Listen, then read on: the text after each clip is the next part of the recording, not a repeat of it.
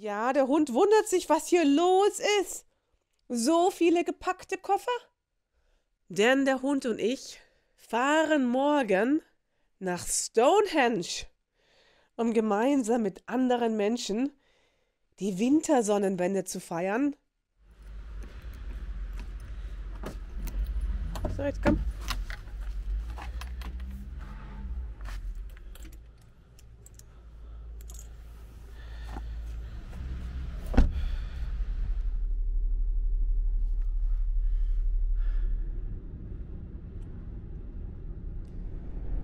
Ja, ich muss sagen, dass ich schon immer dieses Gefühl genieße, wenn ich mit so einem vollgepackten Auto unterwegs bin. Und ich habe irgendwie alles dabei. Ich habe Essen dabei, für mich und den Hund natürlich ganz wichtig. Ich habe mein ganzes Equipment dabei, von der Drohne über die Filmkamera bis zur Actionkamera. Und das ist immer so ein Gefühl der Freiheit für mich. Die ganze Fahrtstrecke, wo ich jetzt hier starte, im Süden von Bayern, also im Landkreis Garmisch-Partenkirchen, das ist ganz unten bei den Bergen, sind das 1300 Kilometer. Aber die fahren wir natürlich nicht in einem Stück, das wäre viel zu viel. Das würde man, wenn man alleine fährt, auch gar nicht schaffen. Ich bin die Strecke insgesamt schon 3-mal hin und zurück gefahren und habe eigentlich immer einmal übernachtet. Und selbst mit einer Übernachtung ist es wirklich sehr anstrengend und auch sehr belastend, das zu machen. Weil man muss halt immer damit rechnen, dass man mal in den Stau reinkommt, dass man irgendwie das nicht immer so planen kann, dass man den Berufsverkehr vermeidet, dass dann auch einfach mal Baustellen sind. Und von dem her habe ich dieses Mal ganz, ganz, ganz viel Zeit eingeplant und werde einige Zwischenetappen machen. Unter anderem auch machen wir einen Abstecher in die Bretagne, weil da gibt es auch einige wunderschöne Steinmonumente, die ich euch dann natürlich auch zeigen werde.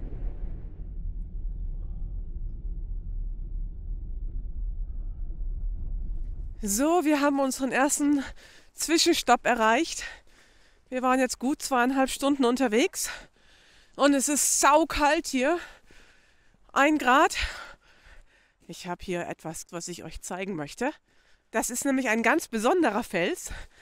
Da drin befindet sich eine gigantisch große Höhle und das ist der Hohe Fels. Ja, wo sie die Venus vom Hohen Fels gefunden haben. So, da ist die Dame. Und das Original kann man auch ganz in der Nähe im Nachbarort in Blaubeuren ansehen, im urkundlichen Museum. Die habe ich aber schon mal vor einigen Jahren besucht. Deswegen werden wir das heute leider nicht machen, aber hier Blaubeuren und Schelkingen, wo eben die Höhle ist, lag direkt auf dem Weg. Und deswegen dachte ich mir, das eignet sich doch für einen wunderbaren Spaziergang. Genau, da haben sie nämlich in der Höhle nicht nur die Venus gefunden, sondern auch eine Flöte aus Geierknochen. Beide ca. 40.000 Jahre alt. Mein Gott, ist das faszinierend. Könnt ihr euch das vorstellen, dass hier vor 40.000 Jahren Menschen gelebt haben und schon solch wunderbare Kunst erschaffen haben? Genau, also im Winter ist diese Höhle immer geschlossen wegen den Fledermäusen. Vom 1.11. bis 30.04. geschlossen. Das heißt, wir müssen jetzt leise reden, weil die Fledermäuse schlafen. Und die wollen wir ja hier nicht stören. Aber es gibt eben auch private Führungen, die man buchen kann, um diese Höhle zu besuchen. Und ich habe das, wie gesagt, vor einigen Jahren schon mal gemacht. Und das war so faszinierend, in das Innere dieser gigantisch großen Höhle zu gehen. Das war echt so ein Gefühl, wie wenn man in den Schoß der Erdgöttin hineingeht. Der Wanderweg heißt Eiszeitjägerpfad. Ja, ich finde, das passt. Mal gucken, ob wir einen Mammut erlegen können. So langsam kriege ich nämlich Hunger. So, und das ist unsere kleine Höhle. Ich glaube, der Hund hat jetzt auch genug. Es war kalt und windig und es hat etwas geschneit. Oh, jetzt bin ich echt froh. Jetzt sind wir bald bei der Unterkunft. Noch 20 Minuten circa. Und irgendwie sind auch die ganzen Straßenschilder vollgeschneit, sodass man überhaupt nicht mehr erkennen kann. Die Geschwindigkeitsbegrenzung. Da war das natürlich mega anstrengend, auf der Autobahn zu fahren.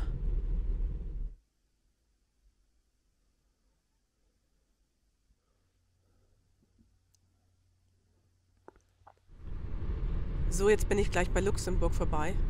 Und diesmal bin ich echt froh, dass ich hier vorbeikomme, ohne dass Berufsverkehr ist. Weil sonst kann man da echt ewig im zähflüssigen Verkehr oder Stau stehen.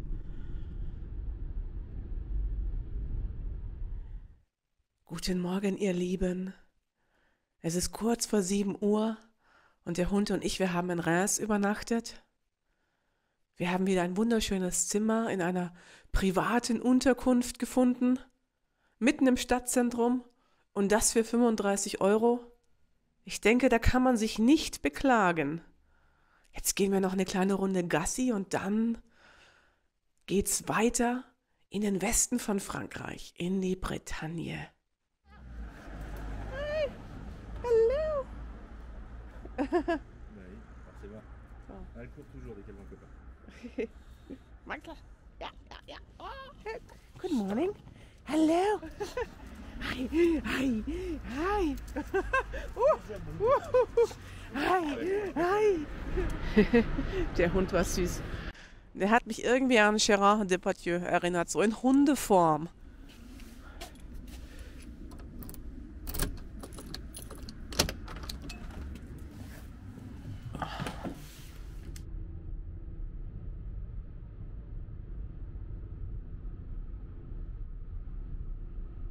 Ja, ihr Lieben, das kann passieren, wenn man sich off-season ein günstiges Zimmer für 50 Euro die Nacht bucht. Dann kriegt man so ein ganzes altes, rustikales Landhaus inklusive. Denn ich scheine der einzige Gast zu sein.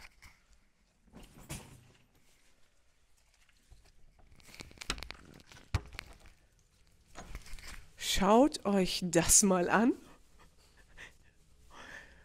Mit Ofen. Ich glaube, der Hund liebt's auch. Maxel, das ist jetzt unser Zimmer für die Nacht. Guckt euch mal, wie edel. So, dann hier.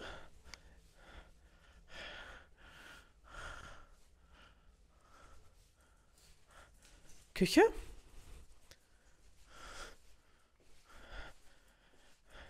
Und das Schlafzimmer.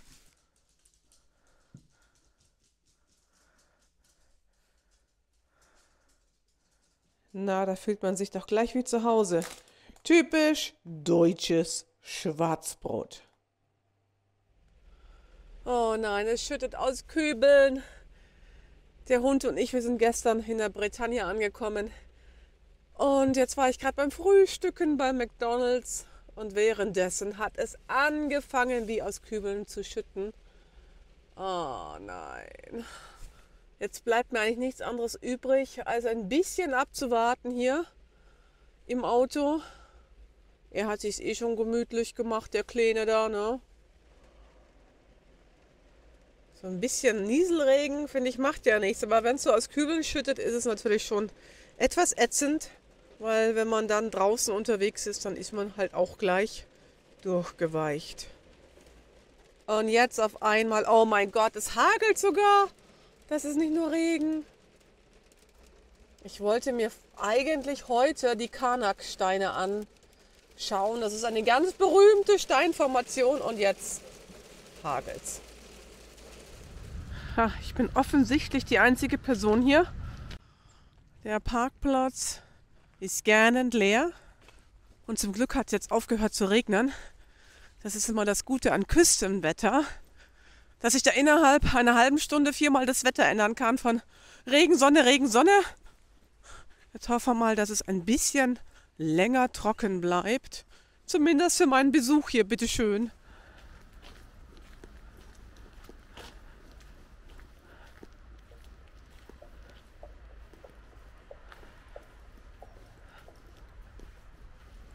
Oh Gott, ist das cool. Das ist wie so eine Steinlandschaft. Mein Gott, wie cool ist das denn? Die hocken hier alle so wie bestellt und nicht abgeholt.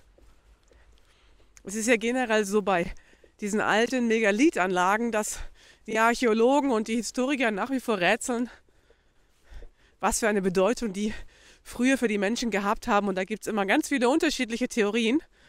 Man sieht hier schon, dass diese Steine alle in so Steinreihen angeordnet sind. Es könnte irgendwie ein antikes Kalendersystem dargestellt haben. Oder es könnte eben auch, manche vermuten, so ein prähistorischer Ahnentempel sein, dass jeder Stein einen Verstorbenen darstellt.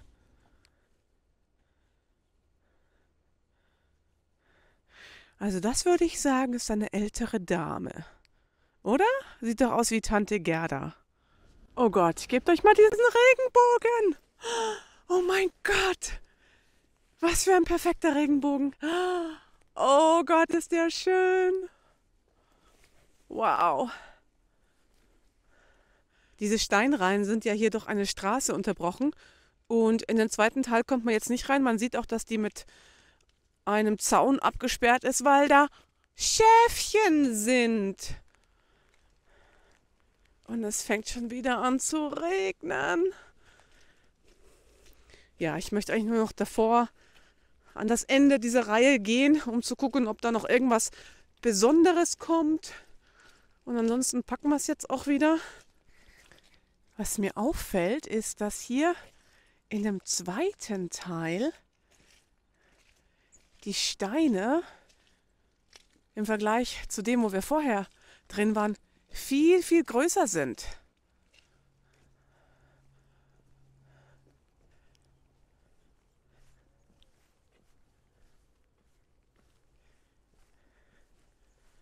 Wahnsinn, also hier sind die gigantisch groß, diese Steine.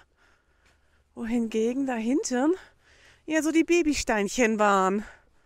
Oh, süß, guck mal, wer da hockt. Hallo, hallo.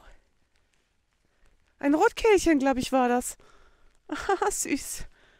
Hier gibt es noch so ein Museum. Ich bin natürlich jetzt off-season. Das hat natürlich den Vorteil, dass ich fast komplett alleine war in diesem wunderbaren Steinmonument. Aber leider haben dann halt auch immer viele Dinge wie Museen gerade dann geschlossen. Die Steinreihen von Karnak stellen ein in diesem Umfang in Europa einzigartiges Beispiel für monumentale Architektur dar. Tausende von Steinen, die hier seit dem 5. Jahrtausend vor unserer Zeitrechnung aufgestellt sind, erstrecken sich über eine Distanz von mehr als 4 Kilometern. Ja, das ist respektabel, würde ich sagen. Wir haben jetzt gleich einen Tierarzttermin. Denn um nach England reisen zu dürfen, braucht er eine Entwurmung. Die darf nicht älter als 5 Tage sein, aber auch nicht kürzer als 24 Stunden. Und das muss auch im Beisein des Arztes geschehen. Also man kann sich die Tablette nicht einfach abholen und dann selber ihm die geben. Der muss dabei sein und der muss das auch in seinen Heimtierausweis eintragen.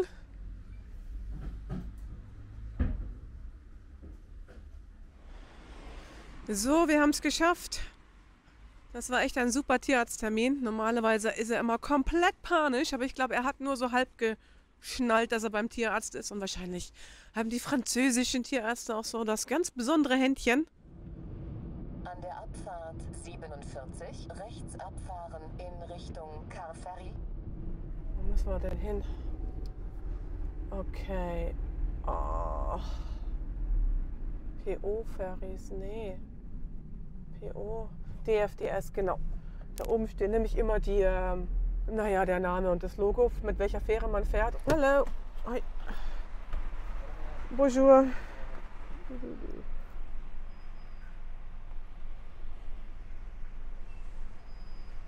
Okay, merci.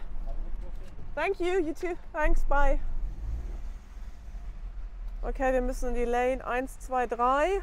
Was? Nee, 1, 1, 2, 3. Oh ja, auch schön. Jetzt glaube ich, kommen die Grenzkontrollen. Erst die französische und dann glaube ich die englische. Haben wir was zu verzollen, Maxel? Hast du was mitgeschmuggelt? Was ich immer gerne mache, wenn ich am Hafen in Calais bin und sozusagen an meinem Ziel angekommen bin, ist, dass ich sofort mein neues Ziel in England eingebe, weil das mir so viel leichter macht, wenn ich dann auf der anderen Seite bin, sofort das Navigationsgerät zu haben, das mir sagt, wie ich fahren muss, weil ihr werdet es dann sehen. Das ist nämlich, wenn man im Hafen von Dover angekommen ist, ist es nämlich auch Minimum genauso verwirrend wie hier, dass man nicht weiß, oh Gott, wo muss ich jetzt hin? Muss ich nach links, muss ich nach rechts? In welche Lane, in welche Straße? Und wenn man dann ein Navi hat, das einen schon lenkt, ab dem Zeitpunkt, wo man vom Schiff drunten ist, das ist schon sehr entspannend und das gibt einem mehr Sicherheit. Ja, yeah, thank you, you too. Thanks, bye.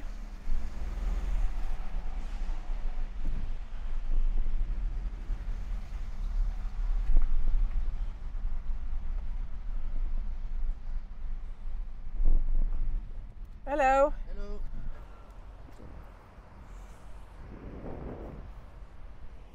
Okay, thank you. Bye. Okay, merci. Ich glaube, er konnte mit einem Saustall da hinten nicht viel anfangen. Hat einmal reingeguckt. So, jetzt müssen wir uns aber wieder konzentrieren. Jupp. 1, 1, 2, 3. Ja, stimmt.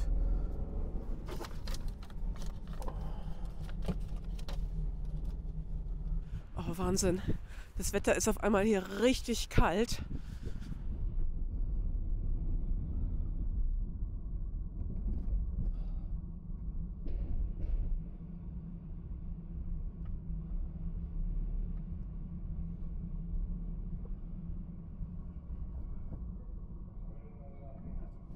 So, du bleib, ich komm wieder, gell?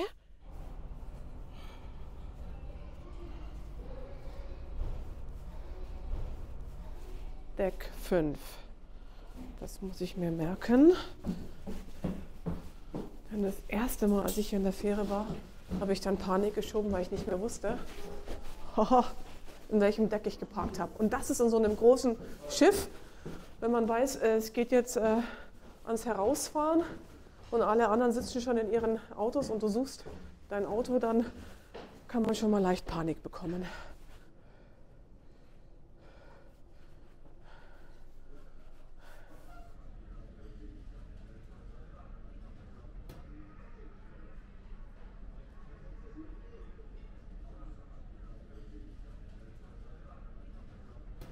Das Laufen auf der Fähre kann manchmal ein bisschen lustig sein, weil das Schiff natürlich schon schwankt. Sodass man manchmal so ein bisschen das Gefühl hat, man taumelt ganz leicht, so wie man ein bisschen angetrunken ist. Die Sachen sind natürlich hier alle gesichert. Sonst würden die nämlich alle auf dem Boden landen.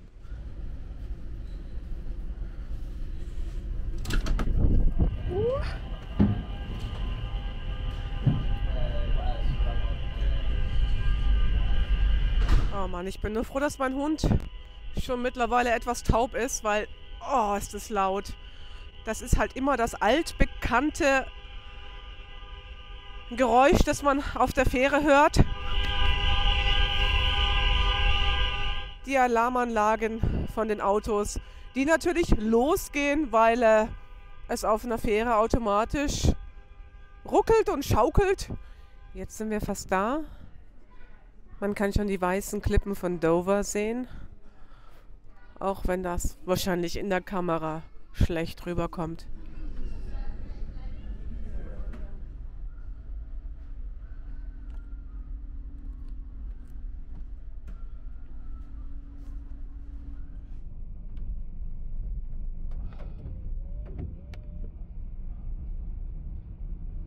Den Kreisverkehr an der ersten Ausfahrt verlassen und in die Straße Jubilee-Bay fahren.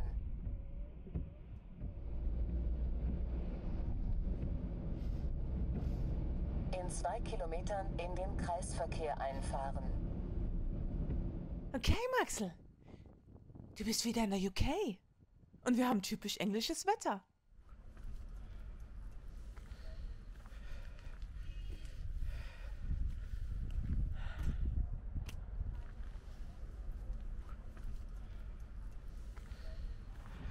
Ich bin jetzt eben im Hotel angekommen, im Stonehenge Inn. Und das ist so schön hier. Die haben das hier alles umgebaut. Da vorne gibt es so einen Doppeldeckerbus, wo Kinder spielen.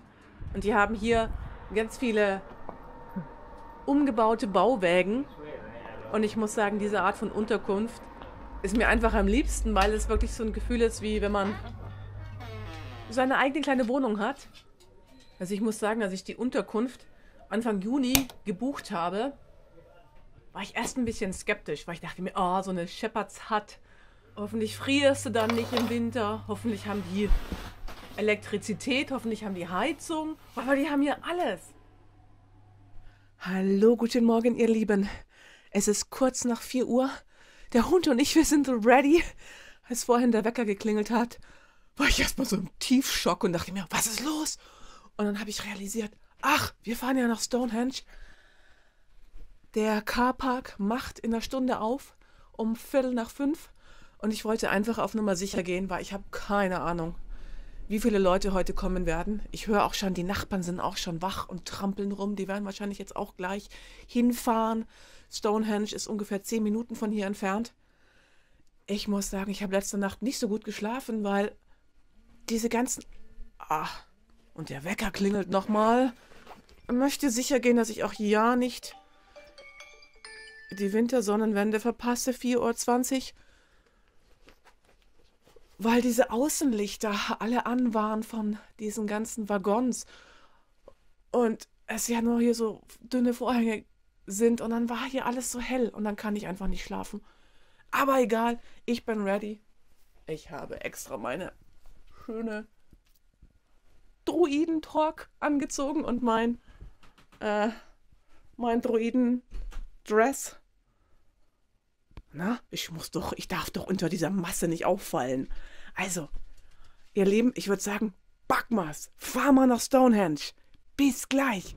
Oh, ich kann euch gar nicht sagen, wie nervös ich bin. Ich war zwar schon mal bei Stonehenge, aber halt einfach so normal mit Ticket. Noch nie zu einer der Sonnenwendfeiern. So, also wir sind gleich da. Hier ist schon eine kleine Schlange.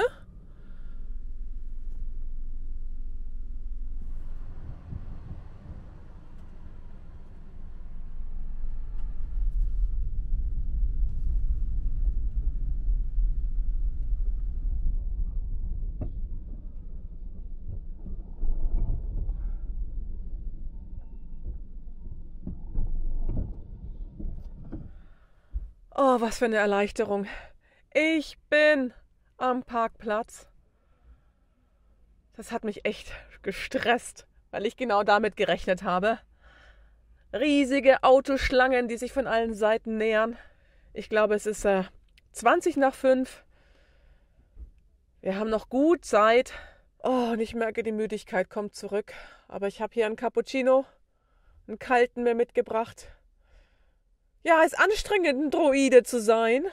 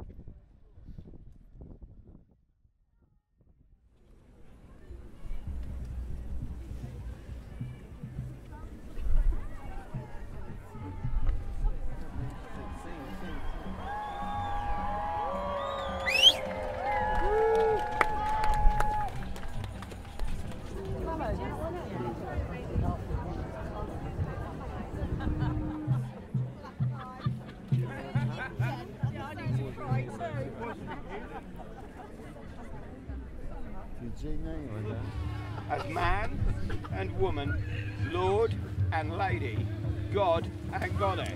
Hello, go!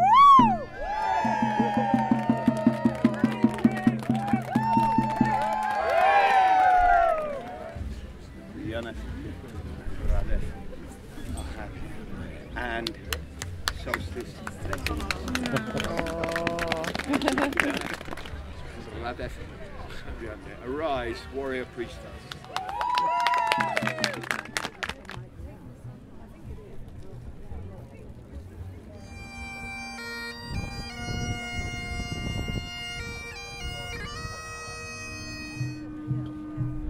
Ihr Lieben, das Licht ist neu geboren. Ganz, ganz liebe Grüße von Stonehenge. Ich wünsche euch alles Gute, alles Liebe. Bussi und bis zum nächsten Mal. Tschüss!